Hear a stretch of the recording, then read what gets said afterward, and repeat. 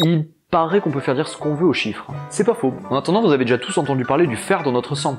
Celui-là n'augmente pas notre défense, mais il est indispensable au bon fonctionnement de notre corps. Un homme adulte en compte jusqu'à 175 microgrammes par décilitre et une femme jusqu'à 150. Donc pour les besoins de la vidéo, on arrondira ça à 160 microgrammes par décilitre de sang pour un être humain adulte. Or, un corps humain contient 5 litres de sang et nous sommes 49 154 008 êtres humains de plus de 20 ans à vivre en France d'après les derniers chiffres du 1er janvier 2017. Ce qui nous permet d'estimer la quantité de sang présent en France métropolitaine à 245 770 mètres cubes de sang, soit un peu moins que la quantité de bave qui est produite chaque jour en France par les vaches Primolstein, qui correspond à une production journalière de 333 000 mètres cubes.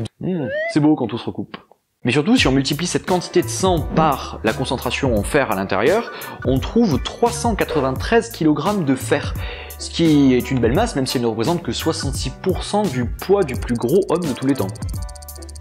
Et si on divise cette masse par la masse volumique du fer, de 7,86 kg par décimètre cube, on trouve 50 décimètres cubes, ce qui correspond à peu près à 50 briques de lait de 1 litre.